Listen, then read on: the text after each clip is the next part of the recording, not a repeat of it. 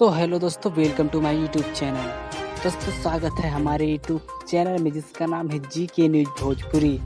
तो दोस्तों आप लोग के बीच में एक और न्यू सॉन्ग का अपडेट लेकर आ चुका हूं, जो कि दोस्तों अरविंद अकेला कल्लू जी का है। जी हाँ दोस्तों, अरविंद अकेला कल्लू जी का न्यू बोलबम सॉन्ग आ चुका है, जो कि दोस्तों हमारे मोबाइल की स्क्रीन पर देख सकते हैं। जो कि दोस्तों गाने का नाम है चूड़ी हरियर का ले आई रे संवर का। दोस्तों गाने का ही नाम है चूड़ी हरियर का ले आई रे संवर का।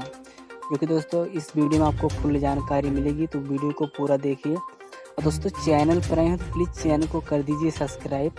दोस्तों आप लोग के बीच में मैं न्यू सॉन्ग का अपडेट सबसे पहले लाता रहूँगा, तो प्लीज़ चैनल को कर दीजिए सब्सक्राइब। और दोस्तों इस गाने की बात कर ले रिलीज डेट की, तो दोस्तों आदि शक्ति फिल्म पर इस सॉन्ग को रिलीज किया जाएगा, जो कि दोस्तों अभी इसका डेट कन्फर्म नहीं हुआ है। तो जैसे ही डेट कन्फर्म हो जाएगा तैसे आप लोग के बीच में वीडियो बनाकर अपलोड कर देंगे।